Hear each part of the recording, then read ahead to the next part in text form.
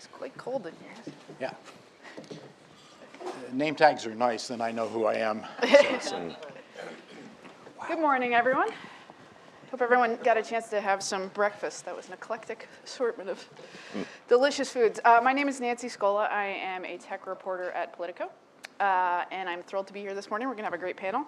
To my left is Pat Merlot. Pat is a senior associate and director of electoral programs at the National Democratic Institute. I couldn't remember all this, so I am That's great. going off notes. To Pat's left is David Rothkopf. He's the CEO and editor-in-chief of the FP Group, which is probably best known for publishing Foreign Policy magazine.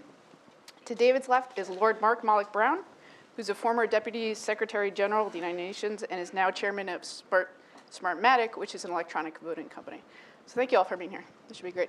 We're going to talk for about 35 minutes and then open it up for questions. And we'd love to make this pretty conversational. So if you're thinking, as the morning is rolling along, of questions you might want to ask, that would be great. So I'm going to start with sort of what I hope is a fairly simple question. And I'd ask you if you could introduce just briefly your work in this field as you go about answering it. What is your perfect vision for how technology could impact elections? If you were a supreme dictator of the world and could sort of design from scratch a system of how the internet, mobile phones, any sort of technology you would like to use would work in the election process, what would that look like? So whoever wants to kick that off. Mark has given most thought to being supreme dictator of the world. Yes. Thank you, David.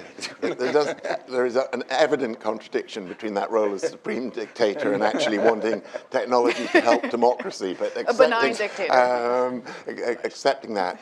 I mean, look, in a sense, technology can only go as far and as fast as people trust it. The technology is there now for everybody to vote in this coming presidential election, online over the internet. It's certainly in technology terms very doable.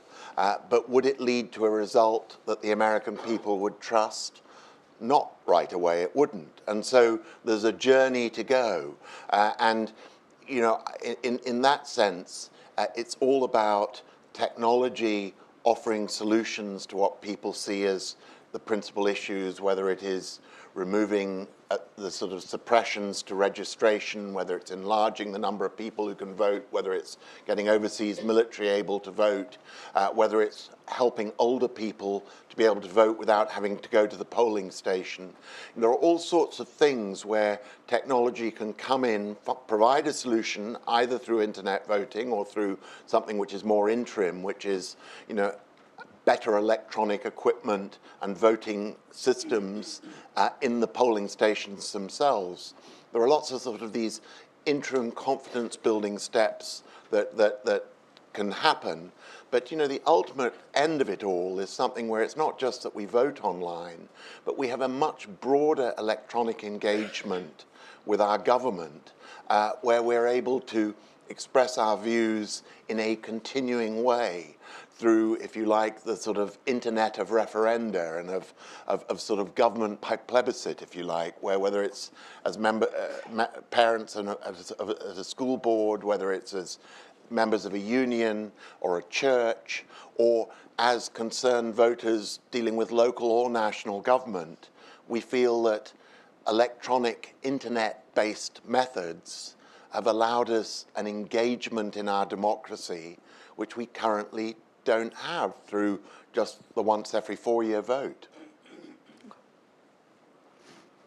I think the dictator of the world is history, and history and the direction it's going suggests that it doesn't matter what I think, because we're going to end up with everybody voting on the internet all the time.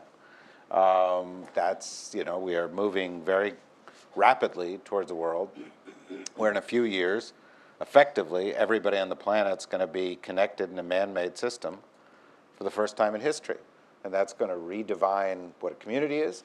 It's going to redefine how people associate with themselves as groups, including as political parties. And it's going to redefine social interaction.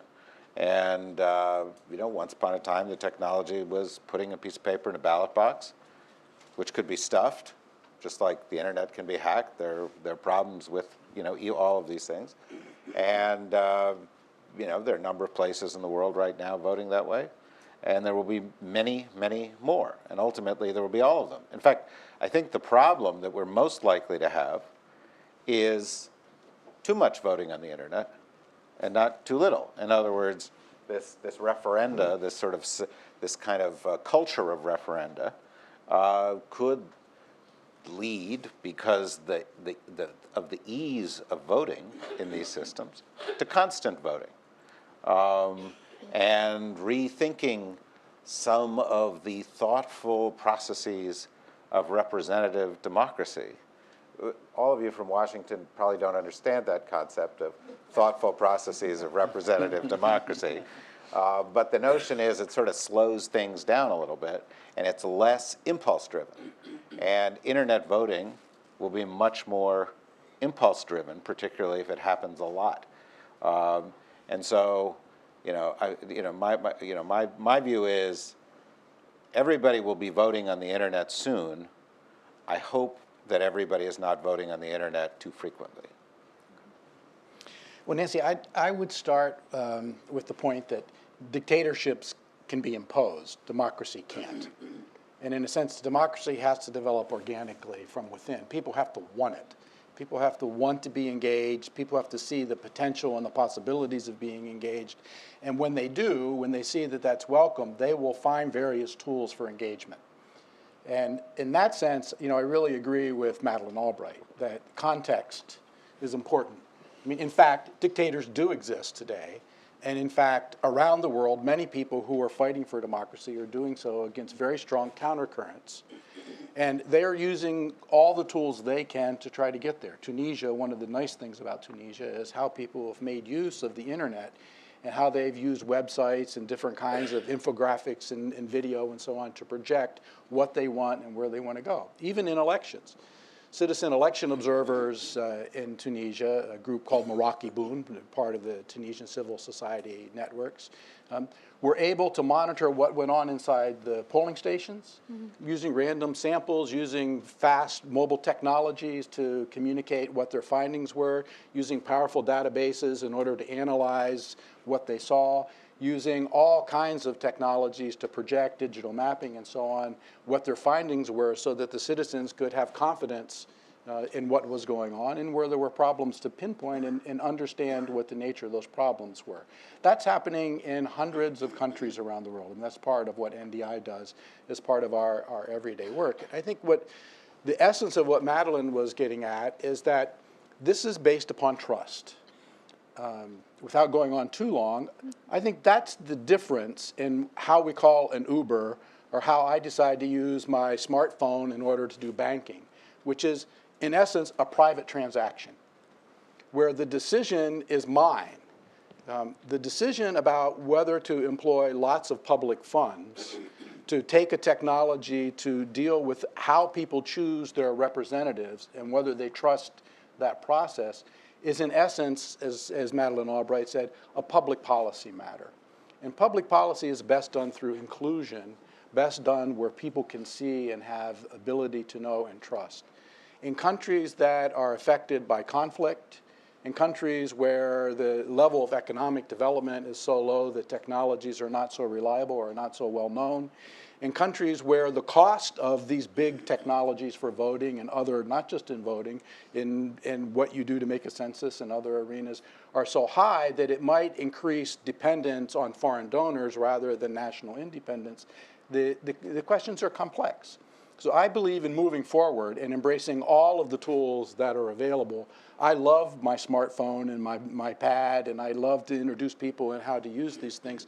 But I think the context is really important, and we have to be realistic in how this progress will move and how hard it will be to fight in order to advance it. Okay. So one of the things that's fascinating to me about electronic voting or internet voting is that I have no opinions as a journalist, but in my private life, when I think about this issue, I can have 10 opinions on it in a minute. I think it's the best idea in the world.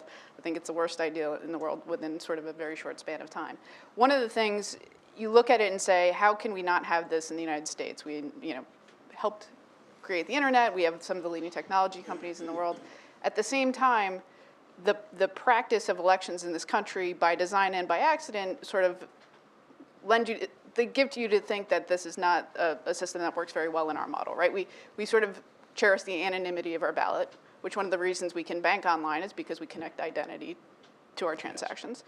And we have a decentralized system because we tend to be fearful of centralized systems in this country. So how are those minor sort of design tweaks we have to figure out, or is that we can never have this system in this country because of the way this country is designed? If that made any I think they're minor design tweaks. Okay. Say more. Well, no, I just, I mean, you can provide as much anonymity as people want or as little anonymity as people want. You can make it centralized or you can make it decentralized. You can tailor it to whatever kind of approach we want to get. And you can make it as secure as you want to make it. So it's, I mean, these are easy technological problems to solve when you consider that you have giant financial institutions conducting second-to-second transactions of trillions of dollars, in Forex markets, and they feel secure doing that. Or we have, all of our national security, discussions taking place via secure systems. The reality is, these are problems people are solving every day, and I think, to get to the core of relieving you of that anxiety of going through all 10 of those opinions when you're at home, is that what we really need is a debate about the nature of democracy in this new era, and we really need to think through some of the fundamental issues that are associated with democracy in a connected world. Like, do I have a right to the internet? There are 9 countries in the world where it's a constitutional right, and I think if you can't get a job without being on the internet, you can't be educated without being on the internet, you can't compete economically without being on the internet, you can't be a citizen without being on the internet, then you ought to have a right to being on the internet. If you have a right to being on the internet, do you have a right to electricity? There's 1.2 billion people on the planet who don't have electricity. But if that would have seemed like a luxury once. But the reality is, if you don't have electricity, you can't be on the internet. Who owns my data? We're all like, in this sort of new world, we're all like Pigpen from the Charlie Brown, where we sort of walk around and there's a little cloud at his feet, and that's like the data we're throwing off all the time. Do I own the data? Does my phone company own the data? Does my government own the data? Because the data is the fundamental economic unit of our society going forward. That's the thing of value. And if I get to own it, I get the value. And if Google gets to own it, Google gets the value. And right now, Google's made this fantastic deal with the world. A little bit like buying Manhattan Island for $24 in beads. We'll give you something fantastic, Gmail, and you just give us all your data, and so far that deal's worked for them. But we have to answer these questions, about the fundamental rights that people have in a connected society before we then move on to the modalities of democracy, which are simple questions. Yeah, I mean, I'd say you're going to hear later in the morning from Brazil and India, both countries which, didn't have some predisposition to do it electronically, but had large, complex electorates and complex electoral situations, which they've come up with, as you'll hear, very different solutions. They're not identical systems by any means, but both respond to the particular challenges of security of the vote, counting the vote in a very large country, getting results quickly. And so, we see as a company, no country does it quite the same.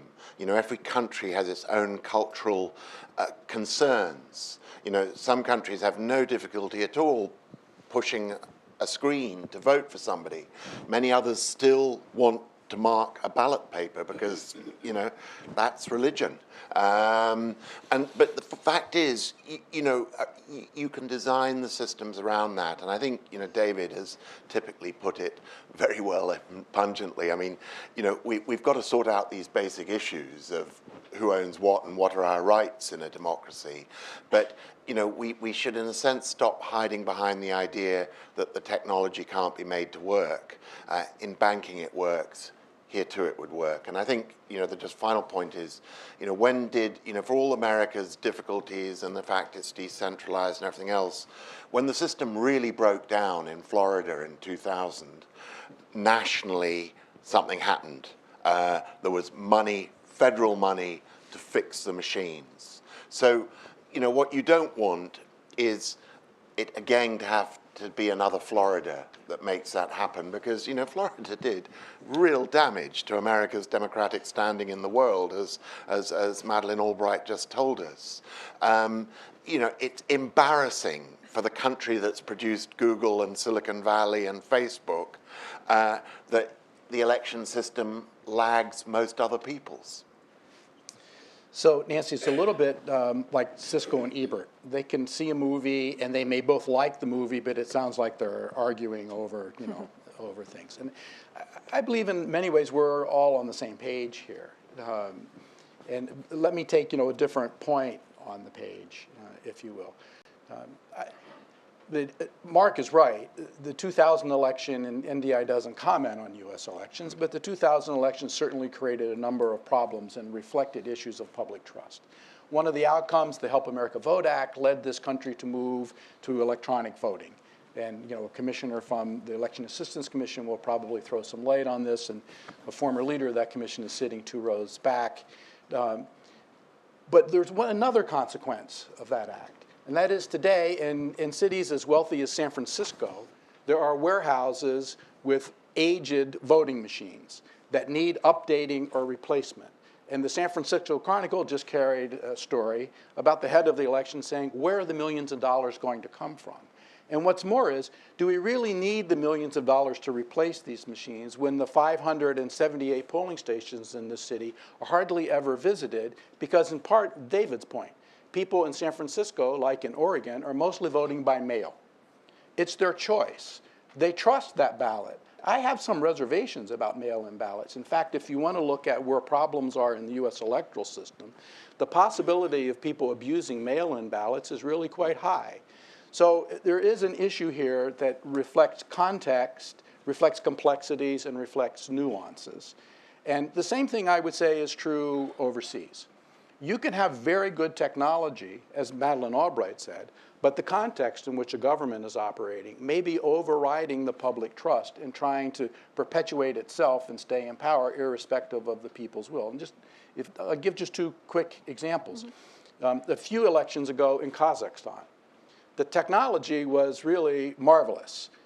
It was not Smartmatic's technology, and we don't endorse any particular technology or companies, just like we don't endorse any particular political parties. But what you did in that country was you went into a polling station, and you went up to your voter registry, and you provided your fingerprint, which is now a very common biometric thing to do to identify yourself.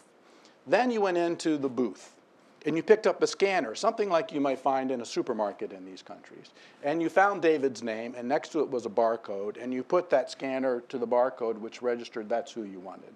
You went through the list. At the end, you confirmed that this is what you wanted, and you were given a PIN number. And with that PIN number, you could go home and go online and check and see whether this actually registered what you wanted. Now, that all sounds very high-tech and futuristic, but think about this. There was no clear division between the electronic database that registered the finger and the database that registered the vote. And people did not believe that their vote was secret.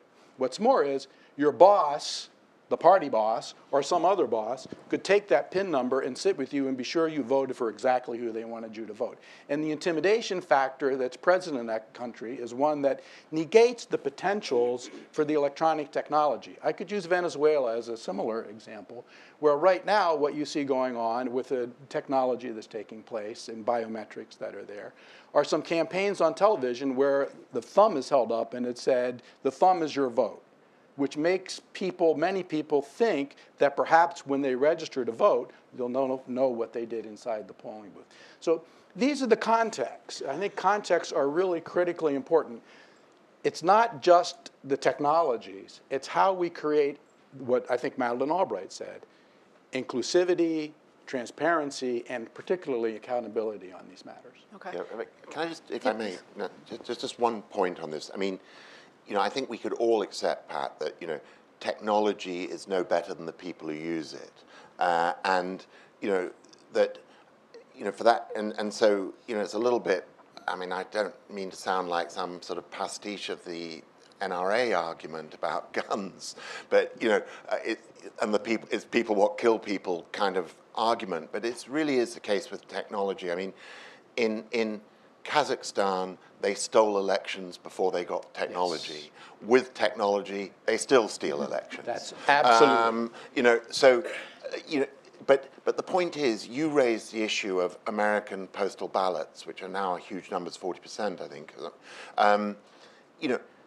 Postal ballots are about the most insecure voting thing on earth.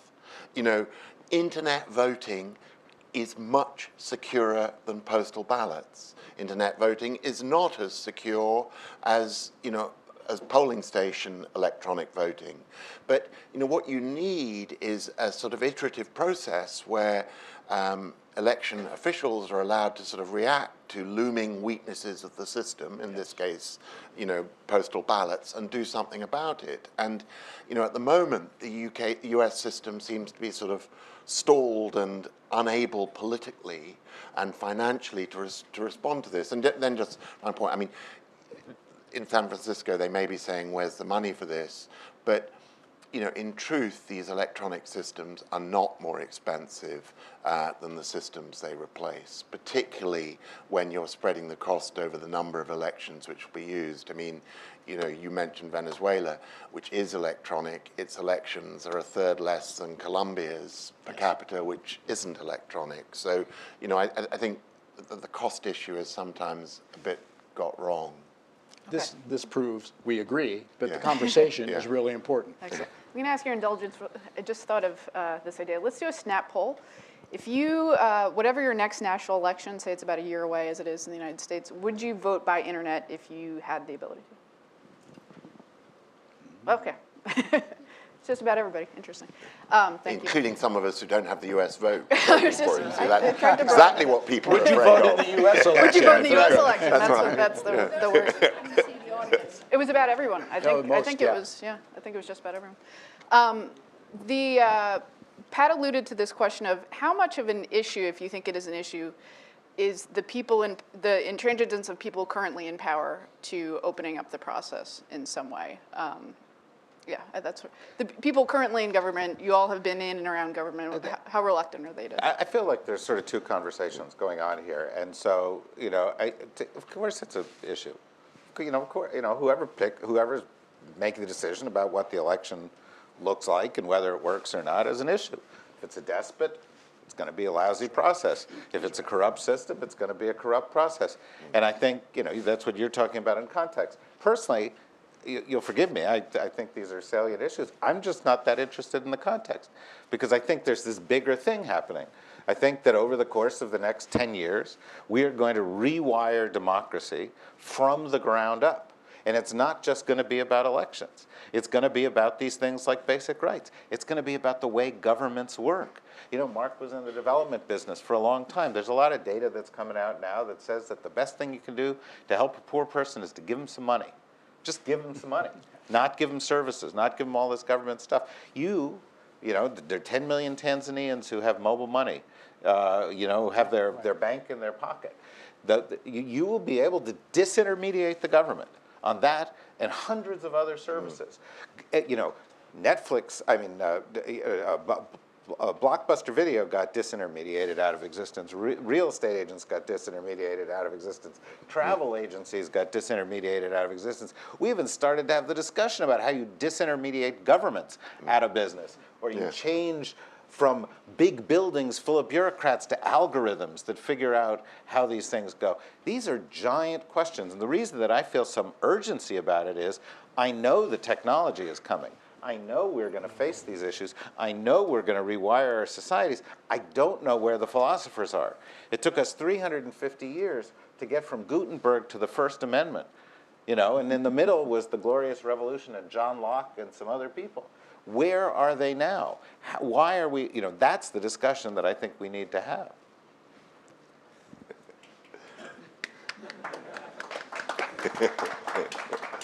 Anyone else want to tackle the? Well, yeah, I mean, I'm completely with David on this point that I think elections are just a little bit of the iceberg we can see. This is about reinventing the citizens' relationship with government. I mean, fundamentally, it's about transforming how we hold government to account and what government does and how it does it. And so the algorithm versus the big building of bureaucrats is, I think, a wonderful, wonderful way of capturing that. And so, you know, for me, part of the problem is that we've detached this act of voting from this broader revolution in how we govern ourselves, basically. And, you know, and we've just got to start thinking outside that box, because once we do it, the vote, you know, the security challenge of voting, instead of looking like this big mountain to climb, is a very teeny-weeny foothill in a much bigger climb. What's really interesting is when we move away from the questions of elections, because, you know, elections are particularly sensitive and are really something that have to do with public trust. You know, to paraphrase what Madeleine Albright said, elections belong to the people, and the people have to be, you know, intimately involved in the nature of how they select their representatives. Germany's highest court said that, and I think it's something that we know around, no matter what the technology is, again, to try to steal from Madeleine Albright, whatever the technology might be, Canada uses paper not because they're adverse to technology. Canada's election commission is one of the most technologically savvy commissions in the world. Their website is amazing and what you can do and learn and how you can dig into it.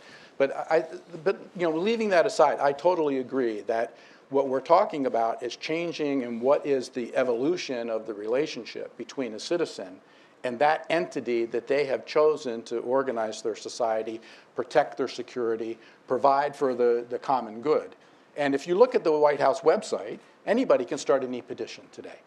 You know, there are platforms that are out there like, you know, petitioncongress.com and other platforms that allow anybody who's involved in policy advocacy to solicit participation around the country and to move forward. We crowdfund to do a lot of good things in the common good around the country.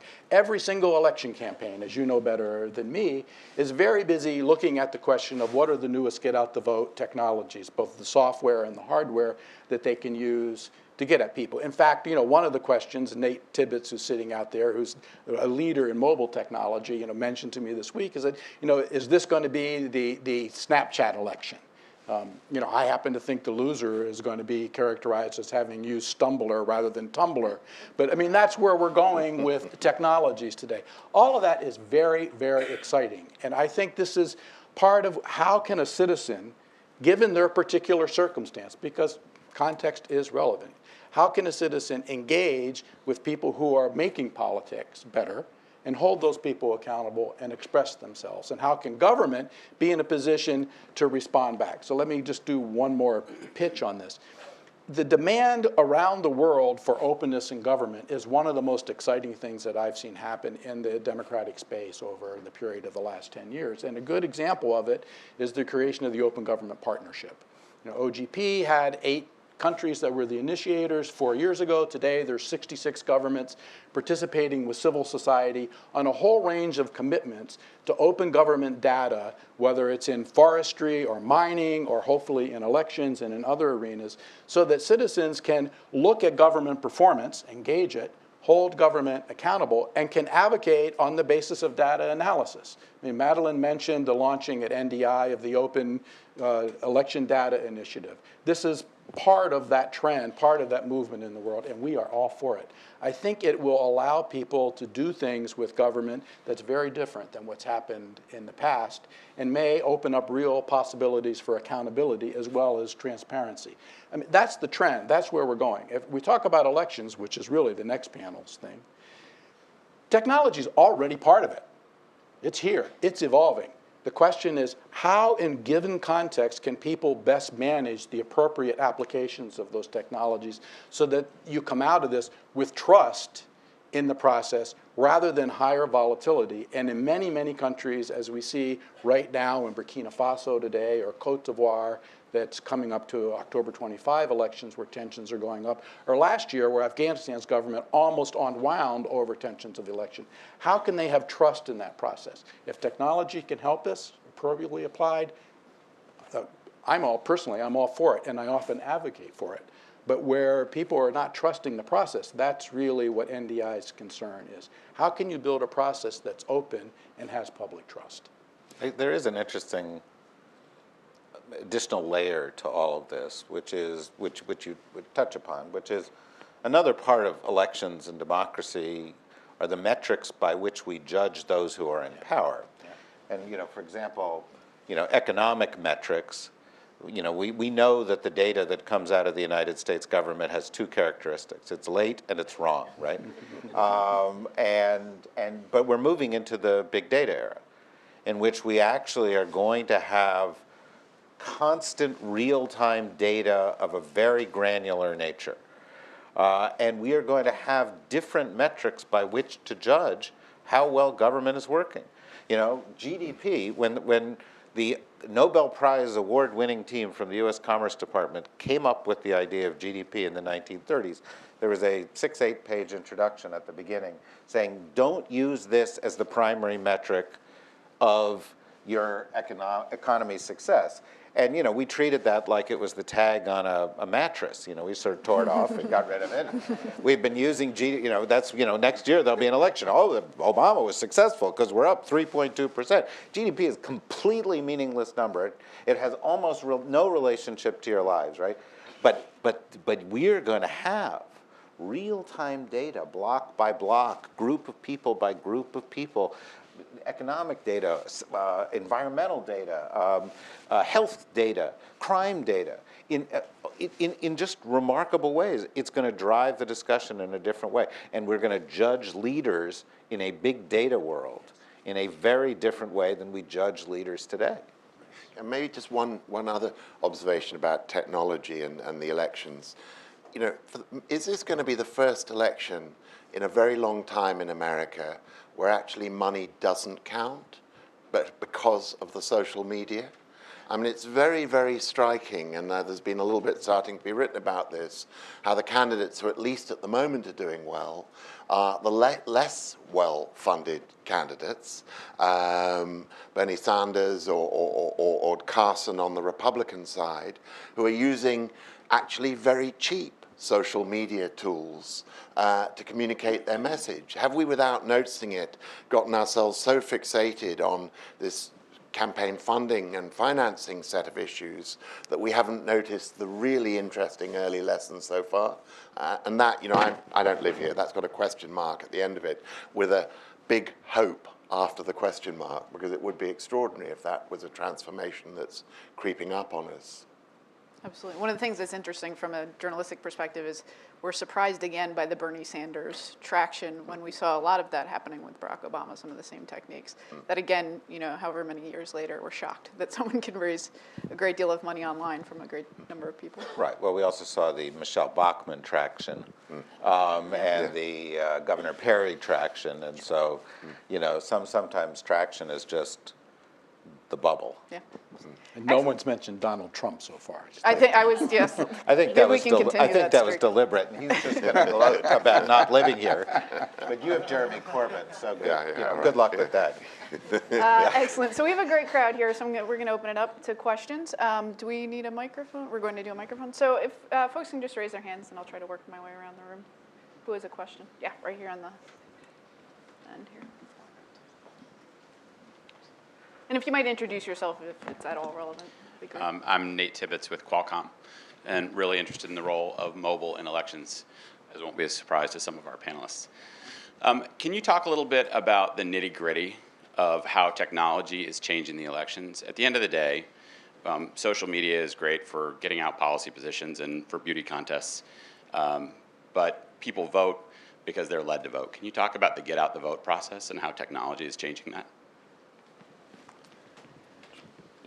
Well, sure. I mean, look, there have been here in the U.S., as some of us heard in a sort of earlier session, the remarkable roles of Google and Facebook in helping people find their polling stations.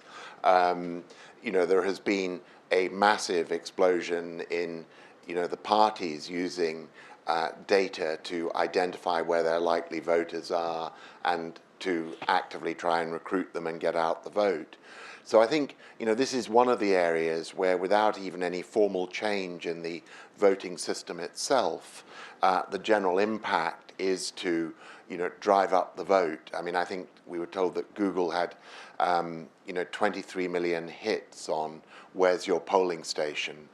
During the 24 hours of the midterm elections. So, I think that in all kinds of way, big and small, it is driving the get out the vote. I think the issue, frankly, one of the stalling factors in why there isn't change in the formal voting processes itself is this long-standing standoff around, do different changes enhance turnout, which groups do they empower to vote, which groups feel that they might be excluded from voting through the identification systems, etc.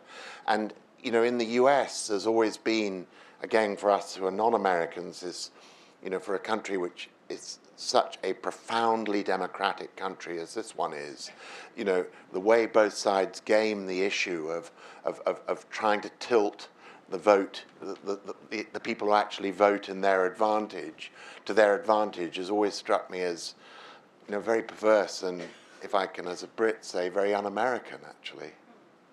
Seems to me, in some respects, the subject of this panel is like sort of this tiny speck in the middle of, a universe of changes. And it just proves that government is the ultimate lagging indicator. Because if you look at the process of democracy now, and you go to Mark's point, you have candidates using social media to communicate. You have campaigns using big data to identify the best prospects and not have to go to the others. Obama started, doing that earlier. You have social media helping with, these services helping people to get out the vote. You've got actually every aspect of democracy changing, except the voting aspect in the United States. I mean, so do we have more representative democracy? Is there any more responsiveness amongst government officials? But look, government officials. You mean who? John Boehner. Does social media have an impact on politics? Does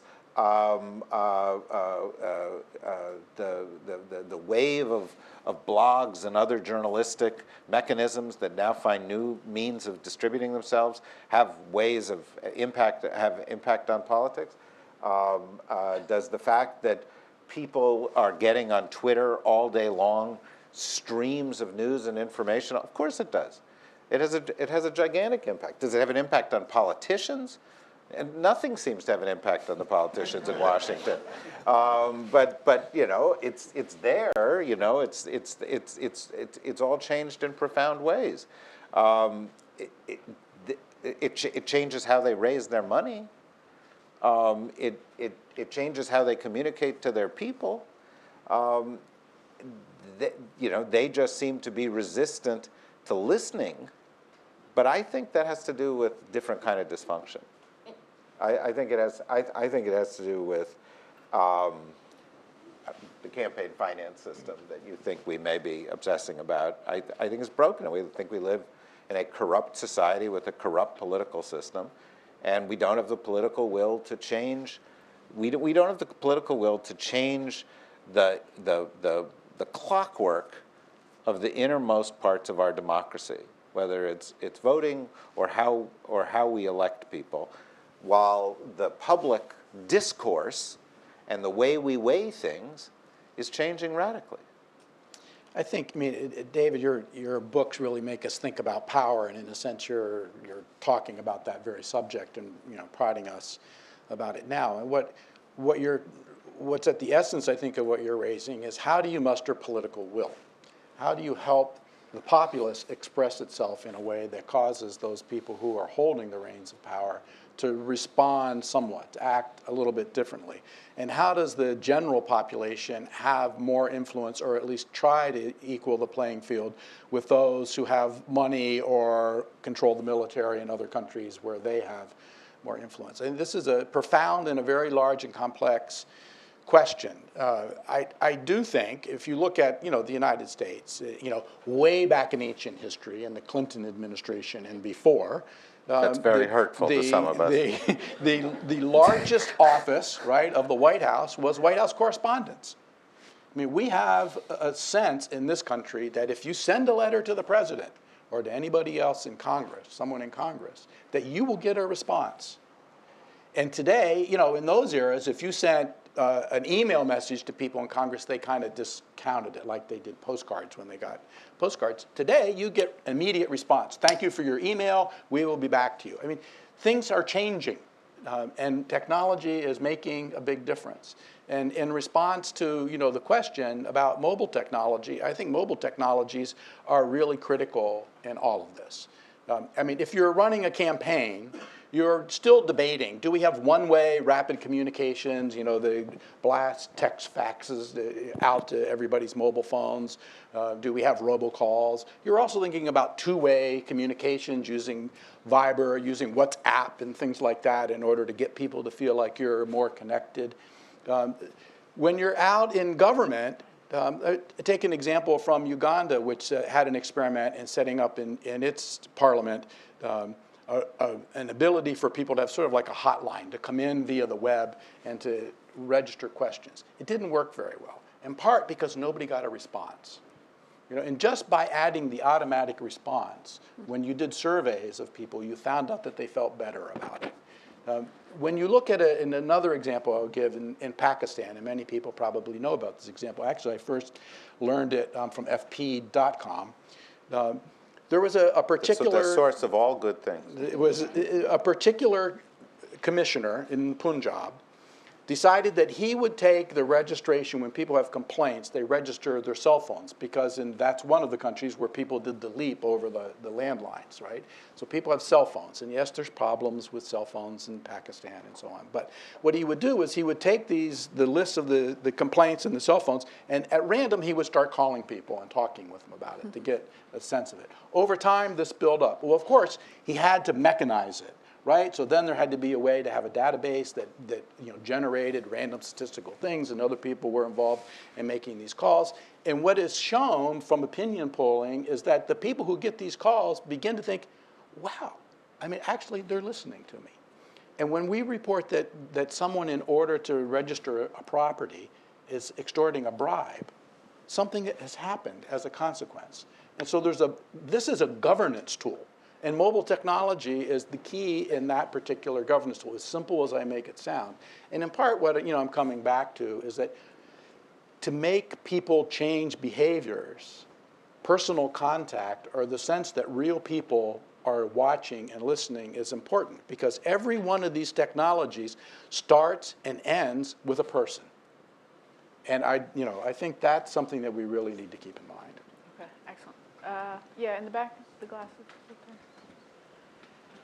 Hi, I'm Sharon DeLevy from DeLevy Group Research. My question is about getting to Lord Malik Brown's point about different populations that we obsess about. This is about youth, and historically, as someone over here mentioned, there's been huge non-voting, participation among youth. And there have been kind of bubbles that have made them interested in bothering to vote. I'm maybe going back 20 years to like MTV's Rock the Vote, and then all of a sudden everyone was interested in asking Bill Clinton if he wore boxers or briefs, and important things like that. Do you think that, it's a two-part question, do you think that the increase of mobile voting is going to change the way that youth bother to vote? Or is apathy something bigger than access? And if it does change it, how does that change how elections look? And I think David would encourage us to expand that to sort of broader participation in politics. Yeah. And I'm sorry, but I'd love to get one more question, so if we could maybe move quickly. Yeah. Well, look, I mean, I think in the UK, we just had an election, and we were very worried that a lot of younger voters were not going to vote because they were living in university residences, and there'd been a rule change that the residence keeper couldn't just block register all the students in the Hall of Residence. And also that a lot of young people are not living close to their parents' home. They're doing sort of short-term employment, they've moved, and they were only registered. So we suddenly found in the UK we had about 1 million people who it looked as though couldn't vote, and there was a frantic last-minute effort to get them to register, which was only partially successful. And, you know, an argument that I was making in the UK at the time was, you know, if you had some of these technologies, you could, for example, in the UK have a national voter register, which wouldn't be a problem for us. We wouldn't have a difficulty with centralization that would be the case here. And then, you know, somebody could go and vote anywhere. We had the experience of working on the Estonian elections, where 30% of people this last election, also this year, voted on mobile. In fact, interestingly, in that case, the disproportionate group were older voters for whom it was kind of hard to get to the polling station. So, you know, I think the technologies to enable people to vote are there. I think the broader issue is restoring for young people a sense of the relevance of government and therefore the relevance of the democratic process. And that is more than just the vote. It's back into David's territory of, you know, a completely reinvented governance. And then I think, you know, young people will have no difficulty voting. They just look at these institutions as even more their parents' stuff and not theirs than a lot of other things, I think, at the moment.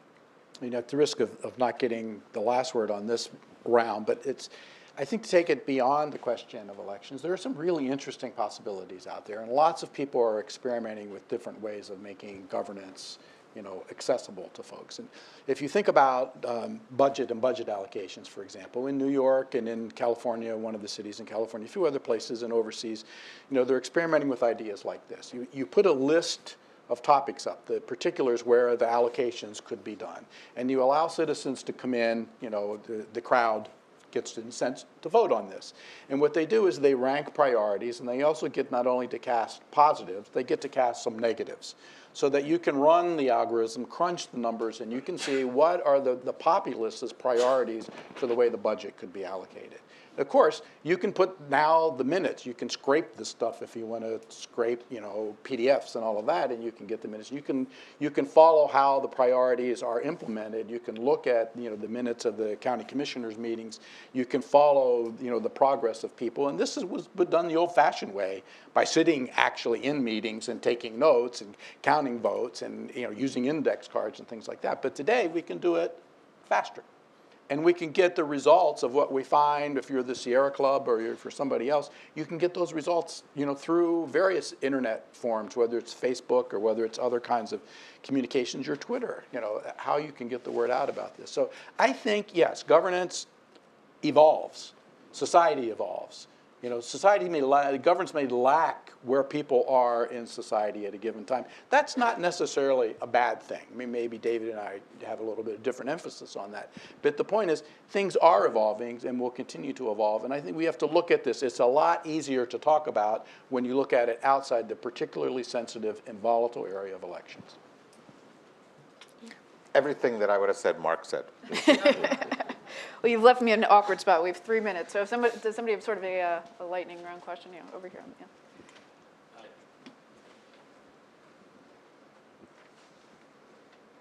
Thanks very much. Michael McCarthy from the Center for Latin American Studies at American University. So the vote may belong to the people, but elections are managed by governments. And I wonder if the panel could just talk very briefly about cases from the developing world where they feel as though there's been a sort of synergy between technology and an enhancement of trust on the part of the people in the electoral process. Thanks very much.